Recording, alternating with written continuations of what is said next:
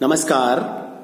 आज इस वीडियो में मैं आपके सामने सीताराम महर्षि द्वारा लिखित एक पत्रात्मक शिल्प की रचना सुसंग कुसंग के सार लेखन पर बातचीत करूंगा।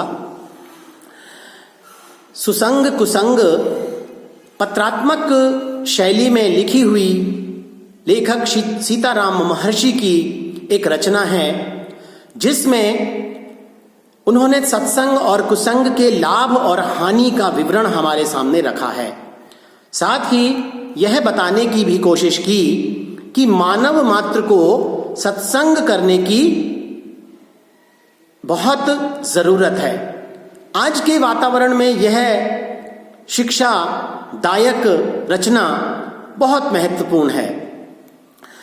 रचना का प्रारंभ करते हुए लेखक ने सुसंग और कुसंग के अर्थ को स्पष्ट किया है।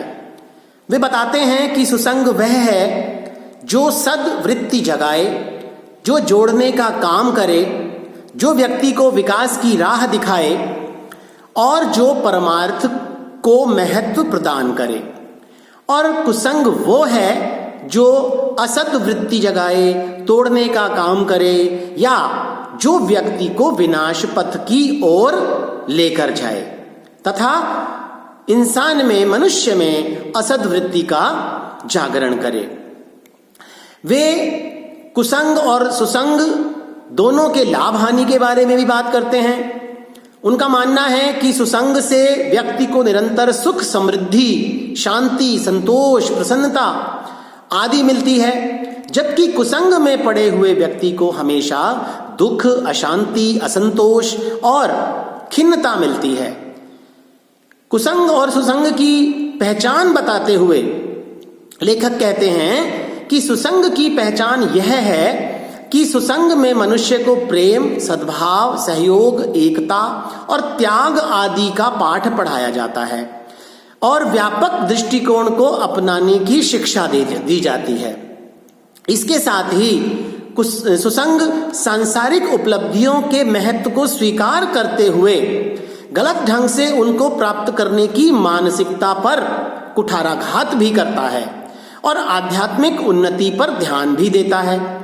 ठीक इसके विपरीत कुसंग घृणा, द्वेष, असहयोग, स्वार्थपरता, फूट आदि की प्रेरणा प्रदान कर संकुचित दृष्टिकोण के महत्व को प्रतिपादित करता है। सांसारिक उपलब्धियों को प्राप्त करने के लिए सभी प्रकार से प्रयास करने की बात कहता है, चाहे वे साम, दाम, दंड, भेद आदि से ही क्यों ना करने पड़े। यह आध्यात्मिकता को महत्व न देकर केवल अर्थ की उन्नति को ही जीवन की सर्वोत्तम उपलब्धि बताकर उसका गुणगान करता है। इसके संबंध में कुछ और उदाहरण भी लेखक ने दिए हैं और बताया है कि दो भाइयों के बीच किसी बात को लेकर विवाद हो जाने से उनमें खिन्नता पैदा हो जाती है। इस स्थिति में वे अपने मित्रों या प्रियजनों के पास जाते हैं और उनके पास जाकर एक दूसरे के व्यवहार की चर्चा करते हैं। उस चर्चा से उन्हें अलग अलग सलाह मिलती है। सुसंग की ओर से जो राय मिलेगी वो सत्य पर आधारित होगी, अच्छी तरह से विचार पूर्ण होगी, उसमें क्षमा की दिशा में प्रयास होगा। छोटे भाई को समझाया जाएगा कि बड़ा भाई पिता के समान होता है। अगर आवेश में उसने कुछ कह भी दिया तो कोई बात नहीं, इस दृष्टि से उसके प्रति गुस्सा नहीं करना चाहिए और छोटा होने के नाते उसे माफी मांग लेनी चाहिए। इससे उसका सम्मान बढ़ेगा, उसकी जय जयकार होगी। सुसंग की ये सलाह छोटे भाई के लिए वरदान सिद्ध होगी। और इसके साथ ही सुसंग बड़े भाई को समझाएगा कि छोटा भाई तो पुत्र के समान होता है। यदि उससे अज्ञानतावश कोई भूल हो गई है तो बड़े भाई को उसे क्षमा कर देना चाहिए। उसके पास अनुज जैसा अनुभव भी नहीं है। सुसंग की ये राय बड़े भाई के मन के सारे मैल को दूर कर देगी और वह अपने अनुज के प्रति स्नेहिल बनकर उसका मार्गदर्शन करने लगेगा। इस प्रकार यदि दोनों को सुसंग प्राप्त हो गया तो परिवार और उनके मन के बीच जो गहरी खाई बन चुकी है वह नहीं बनेगी। इसके ठीक विपरीत अगर दोनों में से किसी को भी कुसंग मिल गया तो उन दोनों के क्रोध की अग्नि में वह घी डालेगा और उसका परिणाम ये होगा कि दोनों के दोनों उस कुसंग की बातों को मानकर अपने परिवार का बिगाड़ खाता कर लेंगे और वह उनके लिए अभिशाप बन जाएगा। दोनों के व्यवहार में, दोनों के संबंध में दूरियां बन जाएंगी।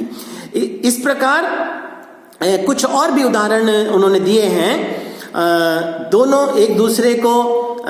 दोनों भाई हैं और दोनों भाई एक दूसरे को देखकर जीते हैं, लेकिन कुसंग का प्रभाव पड़ने पर चापलूस के रूप में कुसंग सामने आता है और उसे समझाया जाता है कि तुम परिवार के लिए जितना मेहनत करते हो दूसरा आधा भी नहीं करता, जितना तुम्हें मिलना चाहिए तुम्हें उतना नहीं मिलता।